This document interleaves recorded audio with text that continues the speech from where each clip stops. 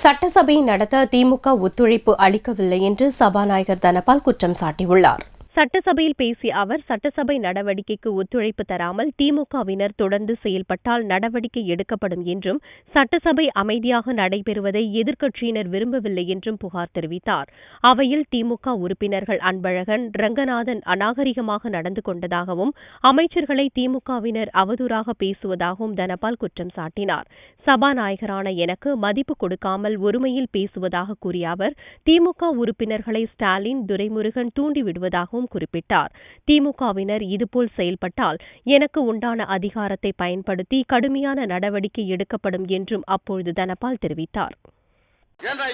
ஏக வசனத்திலே ஒருமையிலே அதை பேசுவதற்கு ஒரு மனிதன் மதிப்பது கூட மதிக்காமல் ஒரு பேரை என்னை தனிப்பட்ட முறையிலே என்னை மதிக்க வேண்டாம், நான் அதை எதிர்பார்ப்பவனும் அல்ல.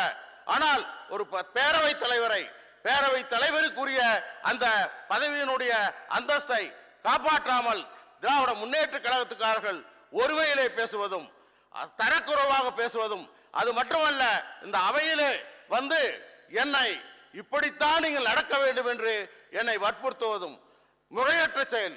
அதே போல அனைவருக்கும் சமமாகத்தான் நடந்து கொள்ள வேண்டும் என்பதை அம்மா அவர்கள் எனக்கு கொடுத்த அந்த அறிவுரையை சமமாக நடந்து கொண்டிருக்கிறேன். இன்றைக்கு பல சந்தர்ப்பங்களிலே அவையிலே சூடான விவாதங்கள் வருகிற போது நான் ஆளுங்கட்சியை பார்த்து உட்காருங்கள் என்று சொன்னால் அமைதியாக உட்காருகிறார்கள். அதிலே அவர்கள் அம்மாவினுடைய கட்டளைக்கு ஏற்று அவர்கள் நடக்கிறார்கள். ஆனால் இங்க இந்த பக்கம் தலைவரும் துணை தலைவரும் அவர்களை தூண்டி விடுகிற மாதிரி எழுங்கள் என்று சொல்கிறார்கள், தூண்டி விடுகிறார்கள். இந்த அவையை நடத்துவதற்கு ஒத்துழைப்பு கொடுக்காமல் மட்டுமல்ல, அவையை உதாசீனப்படுத்துகிறார்கள்.